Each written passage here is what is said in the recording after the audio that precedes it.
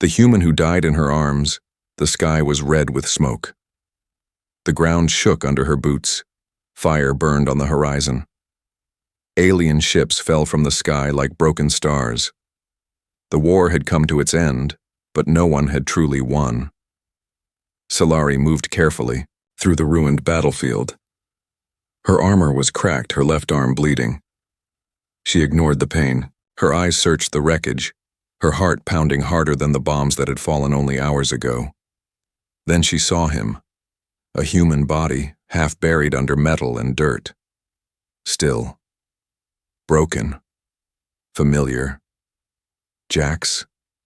She whispered. She ran, stumbling, sliding, down a hill of ash.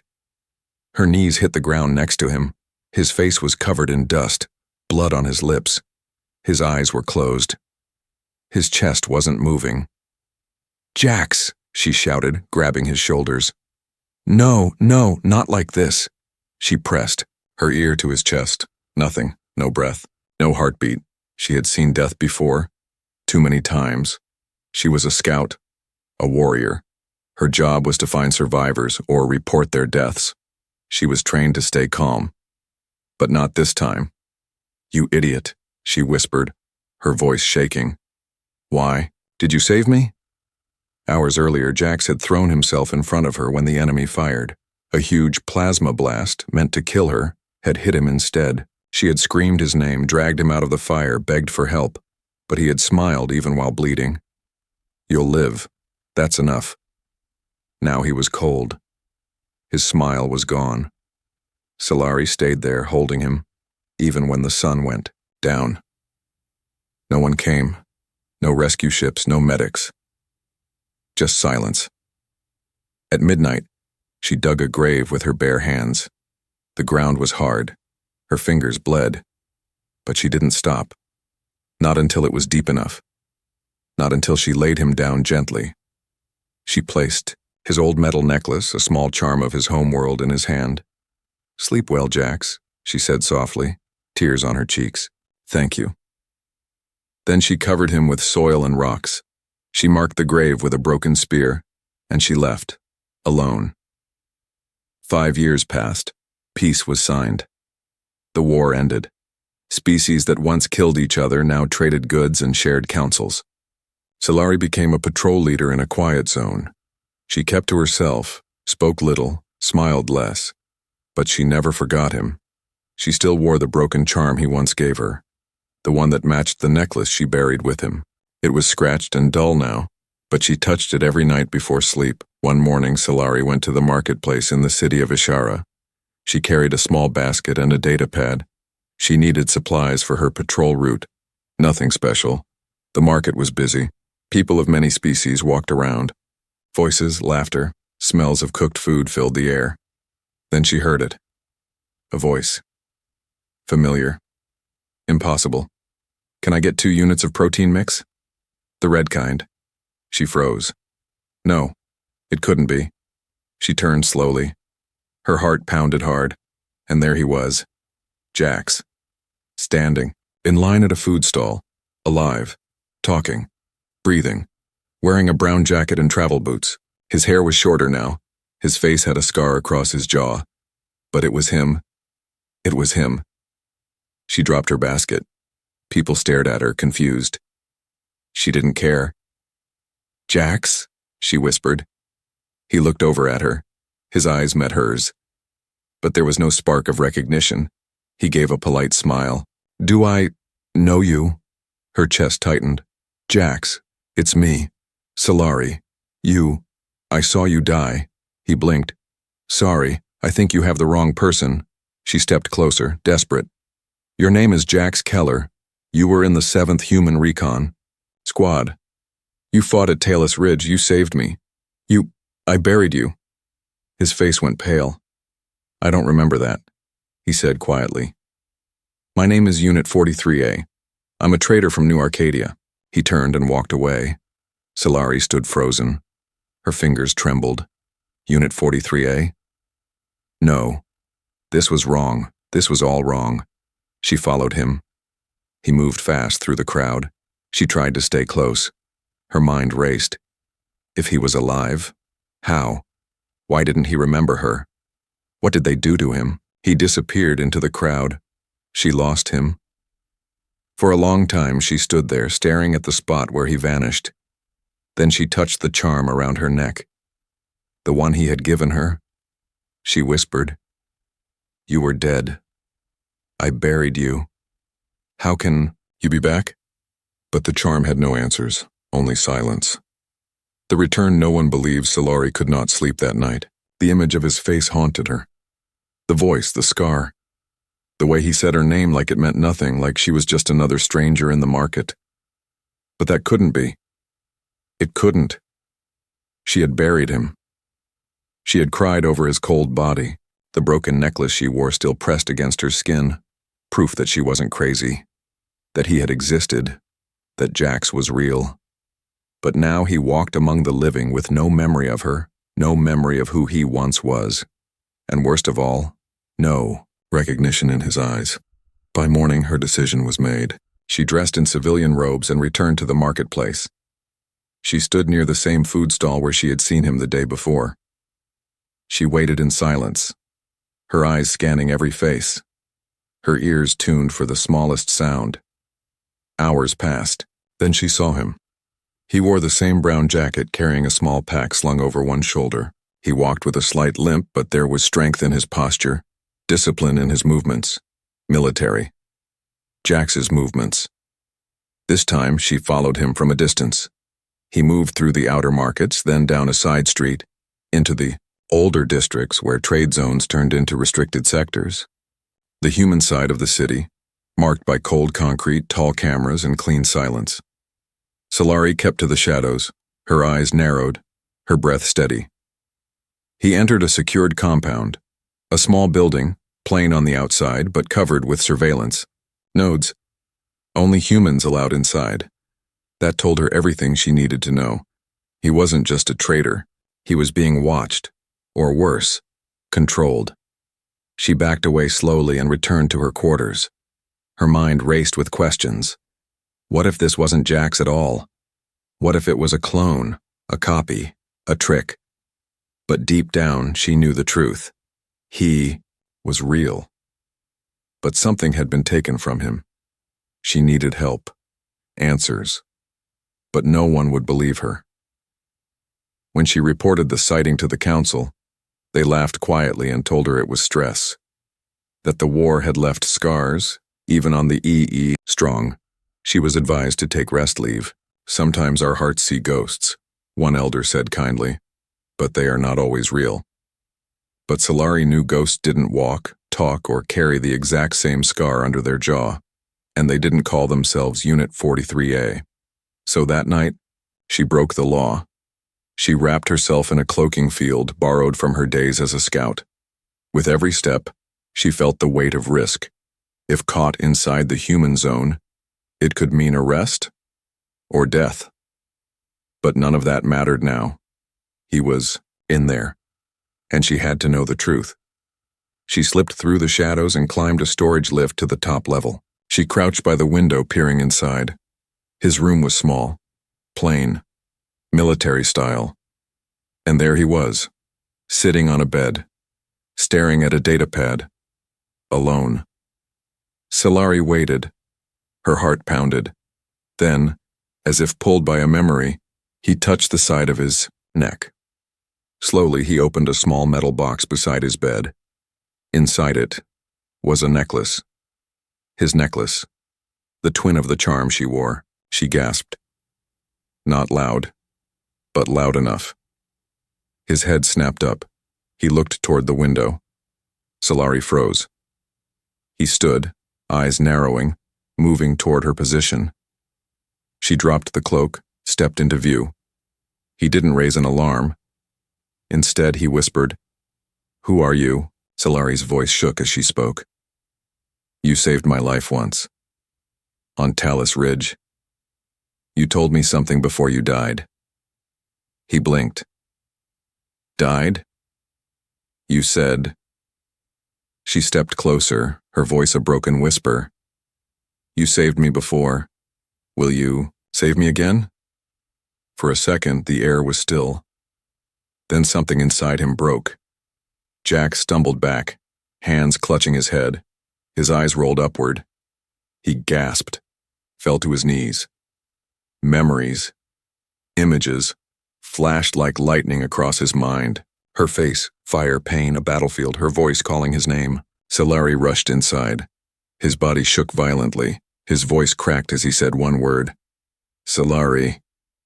She dropped to her knees beside him, grabbing his shoulders. Jax, stay with me.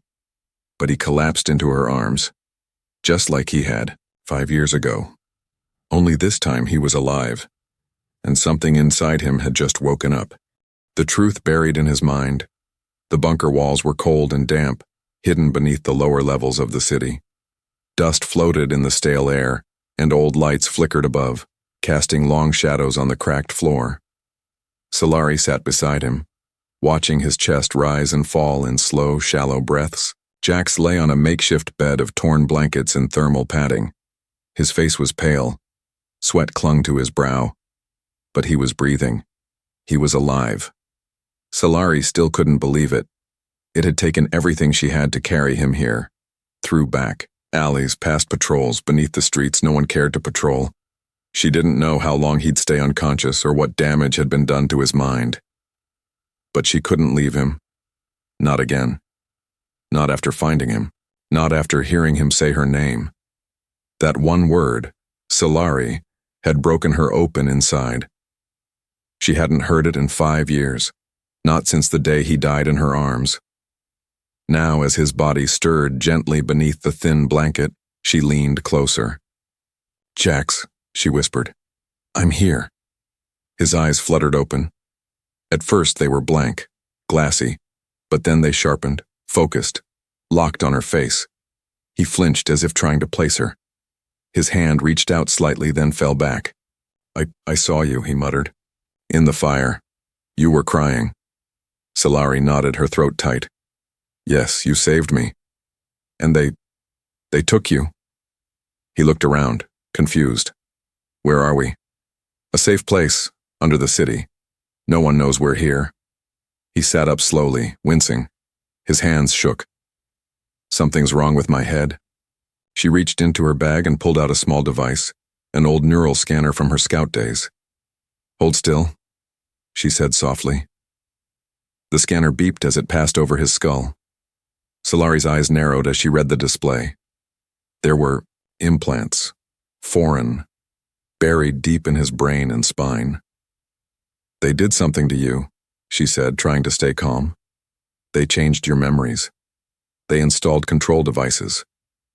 Jack stared at her. Who did? Your own people. He didn't speak. He just sat there, breathing heavily, eyes darting, pieces of memory crashing into each other in his head like broken ships. They called you Unit 43A, she continued. They told you that was your name, that you were a traitor, but that's a lie. Your real name is Jax Keller. You were a human recon soldier, and you died saving me. Jax's fingers reached toward the side of his neck, toward a faint line of scar tissue. I remember water, a beach, a woman laughing. I remember pain, and then cold. Solari nodded. Those are your real memories, not the ones they gave you. He turned to her slowly. Why would they do this to me? She hesitated, then answered with the truth. Because they didn't want you dead. They wanted you controlled. She pulled out a data pad, swiped through her encrypted files and showed him a name, Project Revenant. What's that? He asked. Something both our governments denied existed, a program built during the war. Your people wanted soldiers who couldn't die.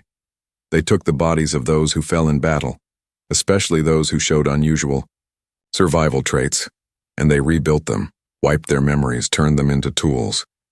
Jack stared at the screen, then whispered, and I was one of them. You were the only one who survived, she said. The others died during testing, but you came back, stronger, colder, but something inside you, it held on, something that refused to die. He was silent for a long time. Then he said, "You." Solari looked up.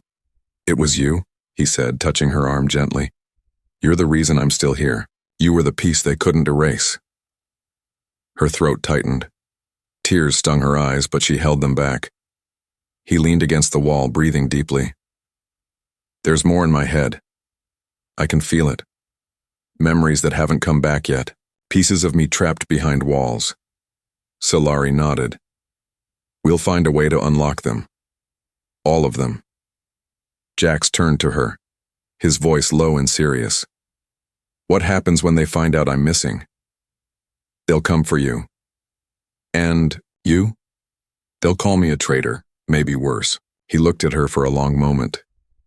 "You don't have to stay with me." She smiled gently. "I buried you once, Jax. I'm not doing it again." He closed his eyes and let out a shaky breath. For the first time since waking, his body relaxed, slightly. And for the first time in 5 years, so did hers. But outside, the world still turned. Patrol drones still watched. And those who had turned Jax into a machine were already looking for their lost weapon. They had made a mistake. They had tried to erase Jax Keller. But love had survived the programming, and now he was starting to remember everything.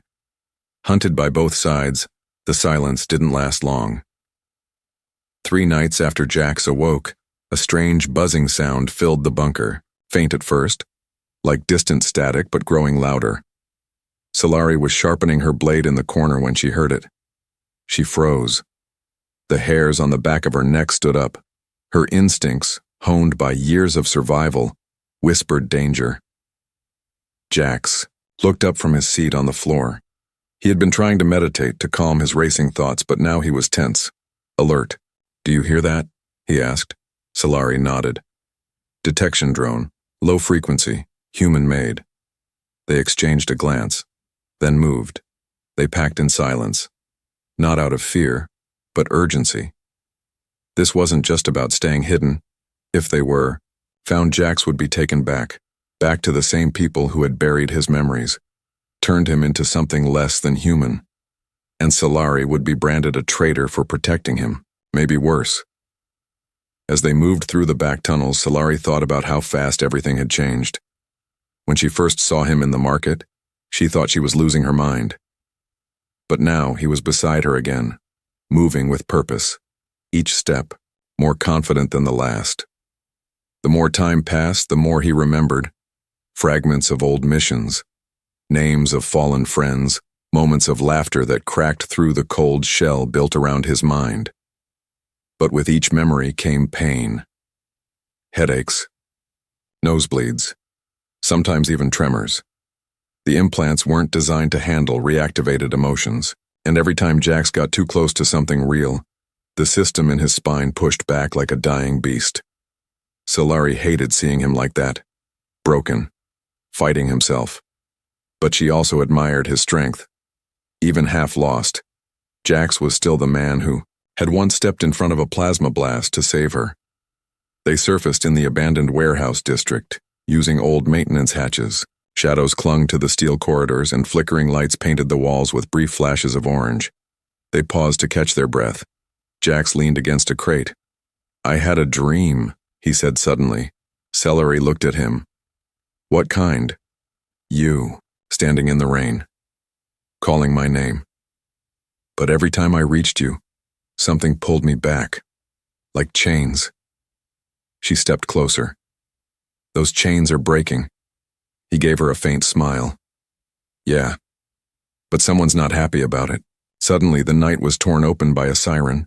A spotlight swept across the loading yard outside. Then came the voice, cold, mechanical, amplified. "Unit 43A, return to command custody. Your presence is unauthorized." Jax's jaw tightened. "They found me." Solari pulled him into the shadows. Not just them. Within seconds, they saw movement on the rooftops. Alien armor, sleek, glowing. Her people, they had come too. "You're being hunted," she whispered. "By both sides." Jax laughed bitterly. "Never thought I'd be so popular." They moved again, darting through rusted doorways and ducking, behind scrap piles. Behind them, red lights blinked in the dark. Human patrol bots. Ahead of them, they spotted 2 alien sentries blocking their escape path. "They must think I'm holding you hostage," Solari muttered. "Or they want you silenced before you say too much." Jax peeked around the corner. "We can't fight. Both sides."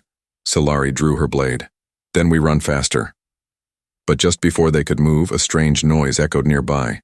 A high-pitched warble, the kind only one being could make. A rogue AI unit, small and spherical, floated into view. It scanned them quickly, then blinked green. "Target located," it said. "Data match confirmed. Jax Keller, Project Revenant Subject 0. Jax stared at it. "You know who I am?" "I know what they did to you." Solari raised a brow. "Friend or enemy?" The AI turned slightly. "Friend. For now." Without waiting for more questions, it spun and zipped into a broken vent shaft.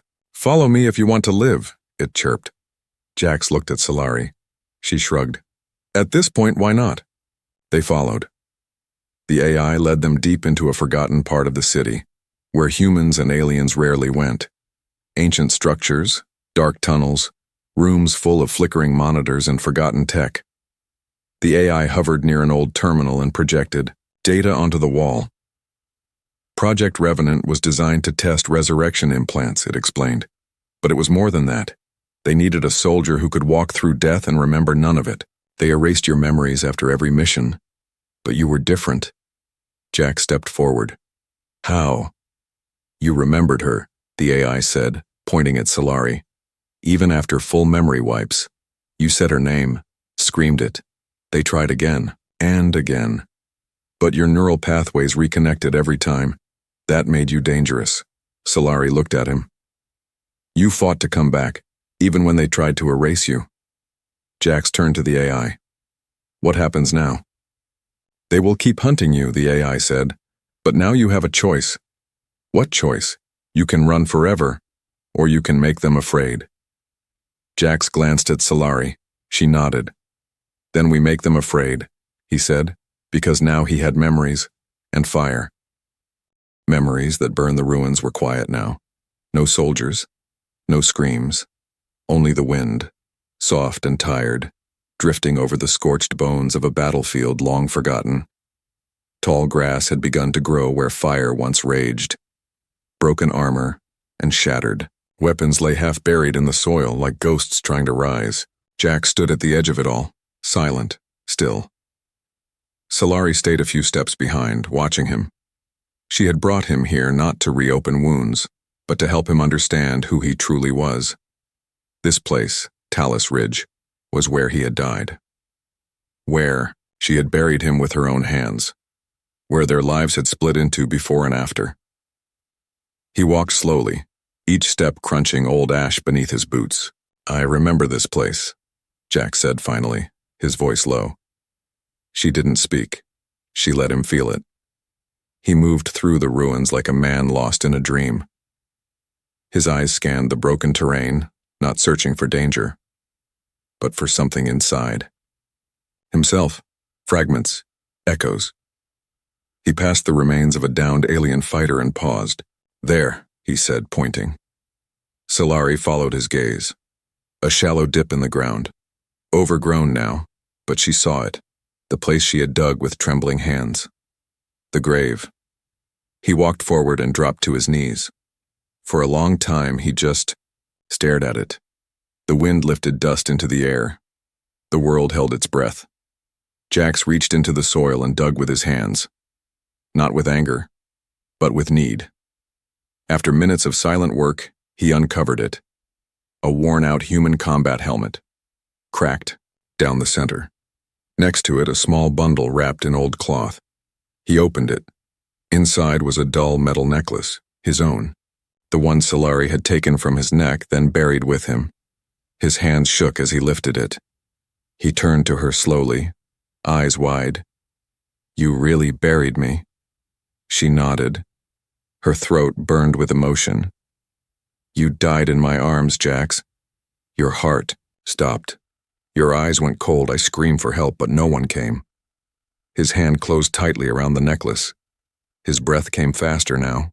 Something was happening inside him, like fire licking up old walls, burning through steel and lies. He gasped suddenly and fell forward, clutching his head. "Jax!" Solari rushed to his side, but he held up a shaking hand to stop her. "No, I have to see it." His body trembled and his eyes snapped shut. In his mind, doors were opening, locked chambers breaking apart. The implants tried to push back, to flood him with pain, but the memories were stronger now. They burned too, hot to be stopped. He saw it, the battle, the scream of ships overhead, his own voice shouting into the calm, then her, Solari, trapped beneath fallen debris, bleeding. He had run to her, not thinking, just moving. Then the blast, white-hot pain, his chest exploding, falling into her arms, her crying, holding him, whispering his name over and over. He saw the way she cradled his face, the way her lips trembled as she said goodbye. Jax opened his eyes and sobbed, real broken sobs, tears that no programming could control. Solari dropped beside him and pulled him into her arms. "You're not a machine," she whispered. "You were never just a weapon. You were human. You are human. And you loved." He clung to her like a drowning man. For the first time since returning, he truly felt alive. But the pain wasn't over. His body started to convulse. The implants were reacting to the full memory surge, flooding his nervous system. Sparks danced along his spine. Veins in his neck bulged. His skin grew pale. Solari acted fast. She activated her neural link, a dangerous connection that allowed two minds to merge for a short time. "Don't move," she said, pressing the interface to the back of his neck. "What are you doing?" he gasped. "I'm going in with you." The moment the link activated, their minds collided. It was chaos at first. Pain, light, confusion. Then the battlefield faded, and they stood together in the quiet space of shared memory. It looked like the ocean. Endless. Calm. Inside, its fragments floated like broken mirrors. Jax turned to her. "This is all of me." "Not all," she said gently. "Just the part they tried to kill." Together they reached out and touched the floating memories. Each one lit up, moments of his past returning, his family, his training, his laughter, his fear, but the strongest ones were of her. Solari's voice calling his name, her smile, her grief when he died, and the feeling, so deep, so real, of loving her. When the link disconnected, they both collapsed, gasping for air. Sweat poured from their skin, but Jax's eyes were clear now. He looked at her like a man reborn. "I remember," he whispered. "I remember you." And she smiled through her tears. "Welcome back, Jax." But far above the ruins, eyes watched.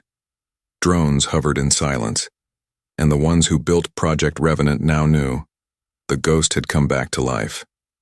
And he remembered everything. The choice that breaks the war. The skies over Talus Ridge were no longer silent. Ships hummed in orbit. Comm channels crackled with tension. The city-state of Ishara, once a symbol of post-war peace, now buzzed with fear. Something had happened. Something that couldn't be hidden anymore. And both sides, alien and human, knew it. Jax Keller had returned, not the machine they once controlled, not the asset with numbered tags and clean lies, but the man, the soldier, the ghost they buried and thought forgotten. And he wasn't hiding anymore. Solari stood by the window of their temporary shelter, staring at the twin moons above. They had moved fast since Talus Ridge, faster than the eyes watching from orbit. But speed wouldn't protect them forever. The truth had cracked the surface, and the ones in power were scrambling. Jax sat across, the room still pale, still exhausted, but something inside him had changed. A fire that wouldn't go out. His hand rested on the metal necklace that had once marked his grave. He had polished it now, worn it proudly again. He wasn't hiding either. "They're going to force a shutdown," Solari said, not turning around. Jax looked up. "You mean the failsafe?" "Yes. Whatever's left of the programming in your spine, they'll try to end you from a distance. It's only a matter of time." He stood. "Then let's give them something they can't ignore." Her eyes narrowed. "What are you thinking?" Jack stepped closer, and for a long moment, he just looked at her, like he had memorized her face, her voice, everything she was. They wanted a ghost, a weapon they could erase. Instead, they got me. It's time the galaxy hears my story. And that's exactly what he did. The next day, with the help of the rogue AI who had first helped them escape, Jax hijacked the primary broadcast grid of Ishara. It began with static. Then his face appeared, tired, scarred, but steady. "My name is Jax Keller," he said, his voice calm. "I died 5 years ago in a war no one wants to talk about. But my body was stolen. My mind erased. They turned me into something else they thought you'd never know. I'm here to make sure you do." The feed spread like wildfire, reaching human colonies, alien cities, border stations, and war memorials. The old enemies, the peacekeepers, even children. He showed them everything. Footage from the rogue AI, files on Project Revenant, Experiment, logs, recordings of failed subjects screaming as their minds collapsed. And then, recordings of himself, screaming Solari's name again and again, even when everything else had been erased. He turned to the camera one last time. "They told you I was gone. They told you peace was real. But peace built on secrets isn't peace. It's a prison. I came back to tear down the walls." And then, before the broadcast ended, he reached out and held Solari's hand on live feed. Not just a statement, a defiance. It only took minutes for chaos to erupt. The human command labeled him a rogue element. Dangerous, unstable. They demanded his surrender. The alien High Council declared Solari compromised, emotionally infected, unfit for service, and so both armies moved. Within hours, armored dropships from both sides surrounded the district where Jax and Solari had last been seen. Streets were sealed, airspace locked, weapons charged. But when the soldiers advanced, something unexpected happened. Jax stepped out first. Alone. Unarmed. He wore no armor, only a simple black coat. His eyes burned with clarity. His voice echoed through portable comms across both sides of the blockade. "You want to erase me again?" he shouted. "Then do it while I look you in the eye." Soldiers hesitated. They had been told they were facing a threat, a runaway weapon, a ghost. But the man in front of them was not a monster. He was human. Painfully human. Then Solari stepped out beside him, blade sheathed, head high. "You called me a traitor for loving someone you feared," she said, "but I'll wear that name proudly." A silence spread through the lines. Guns didn't lower, but fingers froze on triggers, and then, one by one, soldiers backed away. Not all, but enough. The order to fire came, but no one followed it, not in time. Because Jax had already moved. His voice echoed through hijacked battle networks. Using the same implants they had once buried in his spine, he hijacked their systems with a thought. Communications jammed. Power shut down. Drones fell from the sky. And in that moment of chaos, he broadcast one last message. You can't kill a ghost, and you can't silence the truth. Then he and Solari disappeared into the city. Not fleeing, leading. Because now the people had seen. Now the story had spread. Now soldiers were questioning orders. Officials were resigning. Files were leaking. The war that had once ended on paper was being rewritten in fire and memory. And it all began with a man who was supposed to be dead, and the alien girl who refused to forget him. You're supposed to be dead, the galaxy remembered in silence. News of the broadcast spread like a storm across systems. Jax Keller's name, once erased from every human file, was now spoken in hushed tones across warships and Senate halls. Images of him and Solari walking hand in hand burned through communication networks, stirring both awe and fear. Some saw him as a symbol of rebellion, others saw him as proof of their greatest failure. But Jax didn't care about symbols. He had become something more dangerous than a weapon. He had become a truth they couldn't bury. After the standoff, he and Solari vanished without a trace. Not even the rogue AI who once tracked them could pinpoint their location. It was better that way. They had learned their lesson. Sometimes silence was the loudest answer. They settled in a place the war never reached, a forgotten moon, blue and quiet. With wide valleys and a sky full of drifting clouds, here Jax rebuilt his strength. Not just his body, but his identity. For the first time in years, he could walk under the stars without being hunted. And yet, he was not at peace. He knew the storm he had started wouldn't end with silence. Revolts were rising in the outer colonies. Soldiers on both sides had begun asking questions that couldn't be answered with bullets. Leaks continued to surface, documents, files, photos of experiments too cruel to explain.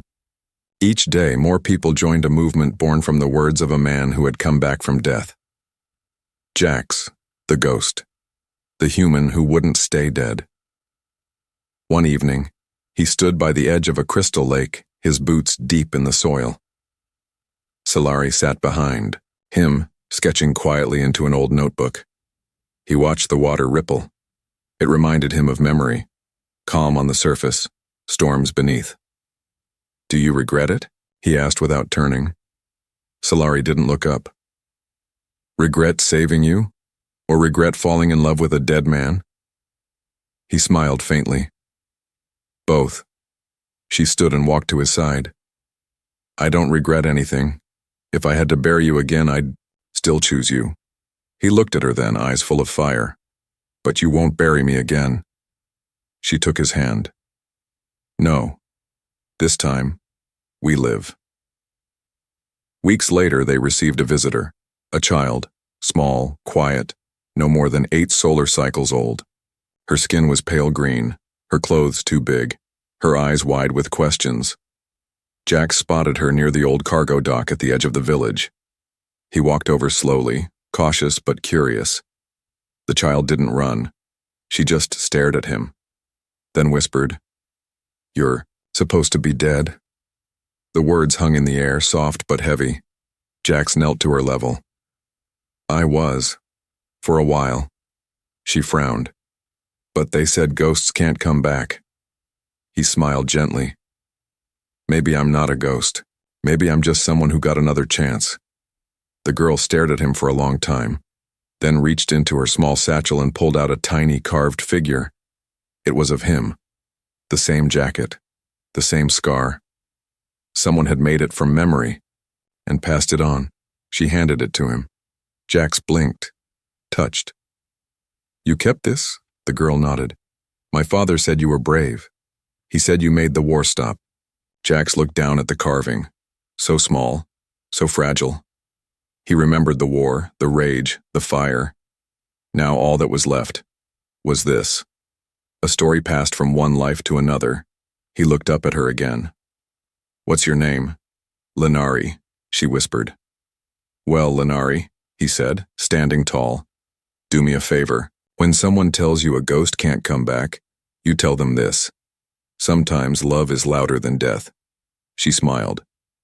In the years that followed, the legend of Jax Keller spread far and wide, not as a weapon, not as a soldier, but as a reminder that no machine could kill memory, no lie could outlast truth, and no war could ever erase a man who had once loved so fiercely that even death had to step aside.